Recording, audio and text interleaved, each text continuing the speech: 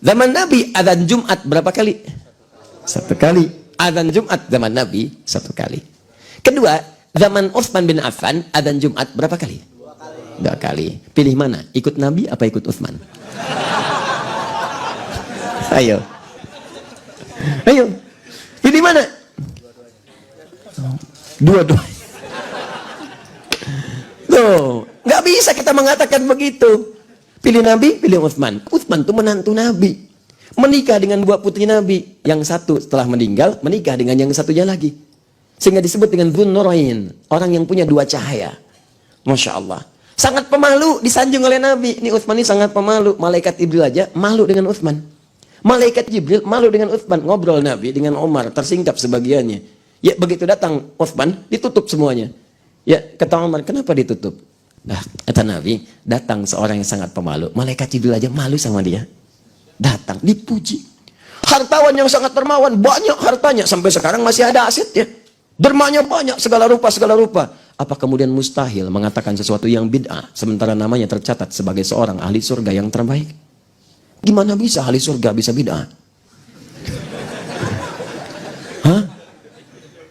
Tapi kan itu bid'ah yang dibenarkan, Ustadz. Oh, enak aja.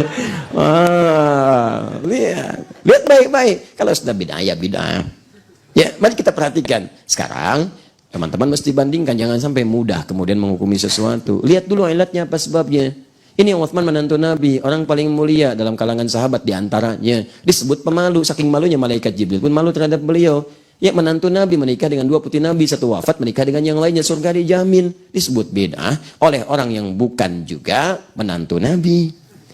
Belum terjamin surga, sahabat bukan, malaikat aja nggak malu lihat dia. Ya? Apa ilatnya? Ilatnya saat itu umatnya bertambah banyak. Zaman Utsman makin banyak, makin banyak, makin banyak. Sementara saat itu belum ada speaker. Soundnya mengandalkan Bilal yang azan. Bahkan sepeninggal Nabi, Bilal pun sudah tidak sanggup mengumandangkan adzan karena tersebut nama Nabi di dalamnya. Yang lain adzan, kadang-kadang suaranya nggak sekuat Bilal. Allahu Akbar, Allahu Akbar. Di KBP adzan. Ketika KBP adzan, apakah di Cihidung mendengar adzan ini? Tuh. Ayo sampai hidung awan nggak akan kedengaran karena emang nggak nyampe. Dia orang tuh bingung pada saat itu. Ini Jumat tadi mulai apa belum? Begitu datang ke Jumatan udah mau habis. Kok nggak ada yang azan? Oh, nggak ada yang azan. Bukan nggak ada yang azan, Anda yang nggak dengar azan. Masalah kedua, jam belum ada. Patokan cuma lihat matahari. Kadang-kadang sebagian terhalang awan. Belum ada, nanam tongkat nggak kelihatan bayangannya. Sebetulnya udah Jumat apa belum? Ya kan? Apa yang terjadi kemudian? Setelah itulah Utsman radhiyallahu taala anhu berijtihad, azanlah dua kali. Yang pertama sebelum masuk waktu sholat untuk mengingatkan mereka siap-siap. Allahu Akbar, Allahu Akbar. Oh siap-siap, siap-siap, siap-siap. Mau Jumatan, siap-siap. Yang kedua saat khatib naik ke atas mimbarnya pas di waktu Jumat, azan dua kali pada saat itu. Apakah salah? Tidak, karena kebutuhan yang dibutuhkan saat itu beda dengan di zaman Nabi. Muncullah ijtihad. Sebabnya disebut dengan illat. Nah sekarang sebab yang menjadikan adzan dua kali itu apa? Sebabnya karena suaranya nggak terdengar kepada banyak orang yang lain. Maka muncullah kemudian ijtihad adzan dua kali. Benar tidak? Benar secara fikih, dibenarkan secara syariat. Sekarang saya tanya, sekarang persoalannya soundnya sudah ada, mic-nya sudah ada, bisa diatur, bahkan ada yang melengking, toanya kuat sampai kedengaran, ini itu. Sekarang ada lagi bahkan yang live, bisa ke handphonenya, bisa ke macam-macamnya, terdengar, bisa di set di jamnya, Masya Allah. Kadang-kadang kita sudah sholat, dia baru adzan. Kita ada waladhalin, Allahu Akbar, Allahu Akbar. Oh, bayangin, pernah kejadian begitu? Ada, dan banyak lagi kita belum sholat, sana sudah adzan. Ada. Karena apa yang terjadi? Sholatnya di Bandung, settingannya Mekah. Tuh. Nah, ini persoalan kan? Ada nih. Nah sekarang kalau sudah ada begini, apakah masih boleh adzan dua kali? Karena ilatnya sudah nggak ada. Dan kaidah mengatakan al-hukmu yadulu ma'illati. Hukum itu berdasar pada sebabnya. Kalau sebab ada, hukum berlaku. Kalau tidak ada sebabnya, belum tentu. Nah ini karena ijtihad gak bisa digugurkan dengan ijtihad yang lainnya. Jadi rumusan fikihnya kalau ilatnya sudah tidak ada, maka yang paling afdal itu meninggalkan kemudian hukumnya pada saat itu. Walaupun kalau diamalkan itu tidak salah, karena kaidah mengatakan ijtihad tidak bisa digugurkan dengan ijtihad yang lainnya. Nah yang paling menarik adalah ini dia. Saya mau tanya pada anda, zaman Utsman, awas belum ada speaker. Zaman sekarang sudah ada? Bagus speakernya? Bagus. Utsman tinggal di mana pada saat itu? Mustahil di KBP, di Madinah. Di Madinah. Masjid paling utama di Madinah apa?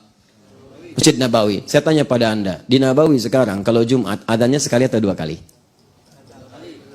2 kali. Sudah pernah ke sana?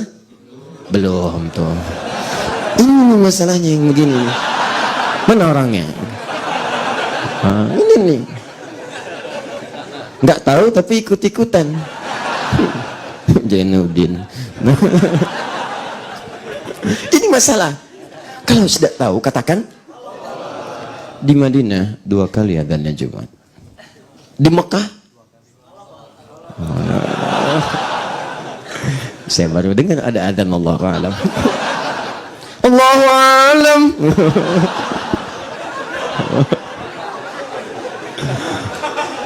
Luar biasa. Di Mekah 2 kali adzan. Silakan. Saya bermohon pada Allah semoga dipercepat umrah haji kan. Nabung, usaha, ikhtiar, wujudkan sifat amin itu. 2 kali. Pertanyaan saya, kan mic-nya bagus di Mekah tuh paling bagus mic-nya. Bener, daham aja. Kedengaran? Dan bukan cuma di Mekah, sedunia dengar. Bayangin sedunia karena live. Parabola macam-macam. Imam mau ngimamin. Kedengaran? Bayangin, dalam di Mekah, di Bandung dengar. Itu kan mic-nya luar biasa tuh. Kebayang nggak? Dahamnya di mana? Di Mekah. Yang dengar orang Bandung. Itu kan kualitas mic-nya bagus, terdengar sound-nya, ditayangkan juga bahkan live. Nah, sekarang persoalannya kenapa adzannya masih 2 kali? Ya, apa orang Mekah bid'ah semua? Tanggung jawab tuh.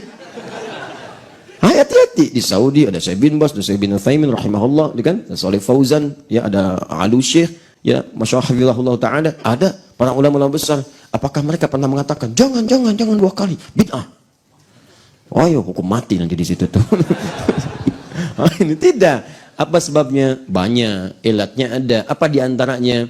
Karena keutamaan sholat di Masjidil Haram itu 100.000. Di Masjid Nabawi itu 1.000. Kalau orang telat, sayang kehilangan 1.000. Sayang sekali. 100.000 banyak. Dan juga apalagi di Mekah ada orang tawaf. Makanya dibuat bin adzan yang pertama itu untuk mengondisikan yang tawaf supaya rapi dulu. Rapi gitu kan. Nah setelah itu kemudian yang datang dari jauh-jauh tuh. Yang datang. Adzan yang pertama supaya mereka diingatkan cepat. Bahkan kalau sudah penuh nanti ada SMS masuk otomatis ke handphone kita.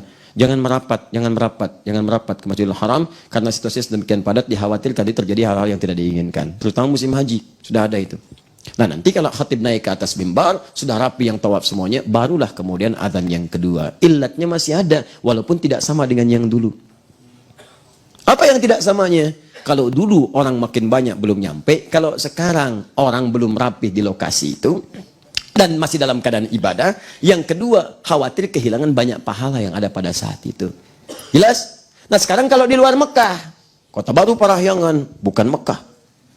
Di luar itu, salat di Ar-Rahman, nggak ada 100.000. Nggak ada 1.000. Berapa pahalanya salat di sini? 1. Kalau berjamaah 27. Sekarang, apakah pertanyaannya boleh Jumatan adzan 2 kali di sini? Baik. Jadi masalah kan? Nah, lihat di sini, jangan dulu dipersalahkan. Lihat ilatnya. Orang berpikir sudah nggak perlu lagi adzan 2 kali karena kepentingannya sudah tidak ada. Cukup sekali saja. Cukup sekali kumandangkan sah. Ada yang berpikir 100.000 aja takut hilang 2 kali, apalagi yang 1. Apalagi yang 1. Kalau mereka di sana nggak dapat 100.000, masih bisa mampir di masjid lain, dapat 1. Kita di sini taruhannya cuma 1. Kalau nggak dapat ya nggak kebagian sama sekali. Makanya di rumusan ini ada yang pakai juga. Ada yang pengen menghadirkan 2 kali adzan supaya menampung bagian-bagian yang lainnya. Ini maksud saya, ini contoh-contoh yang lain. Kita alihkan ke sini. Kondisi ini dipahami. Nih, ini fleksibilitasnya. Kalau ada was-was yang sangat sulit, amalan hati tidak memungkinkan menguatkan itu, lafadkan, silahkan. Kalau nggak sanggup dengan yang lain. Tapi kalau kemudian Anda sanggup dengan itu, nggak perlu dilafadkan karena asalnya nggak dilafadkan. Paham? Nah, jadi ini gambaran 3 ini kita menghormati karena ini ijtihad ulama yang kasus yang nggak muncul di masa Nabi. Kalau ada di masa Nabi selesai, nggak usah diributin, nggak akan ada fikih ikhtilaf, nggak akan ada karena Nabi mengatakan caranya bagaimana, nih caranya begini, sudah paham, lakukan, selesai. Kalau kata Nabi lafadkan, nggak akan ada pembahasan hari ini, tuntas. Saya pun langsung istirahat, nggak akan mampir ke sini. Itu, kita bahas panjang-panjang sampai 2 jam lebih. Ya, sama. Kalau kata Nabi sudah, tidak perlu dilafadkan. Kondisikan, rasakan. Seperti Allah memfirmankan dalam Al-Quran. Rasakan saat akan sholat, kamu akan meninggal. Itu rumus di Al-Baqarah ayat 45-46. Wasta'inu bis-sabri was-salah, wa innaha lakabiratun illa 'alal khasyin. Siapa orang khusyuk? Alladzina yadhunnuna annahum mulaqu rabbihim wa annahum ilaihi raji'un. Ya, makanya kalau Anda pengen khusyuk, ada gangguan dan macam-macam, rasakan. Mungkin wafat saat itu. Mungkin wafat.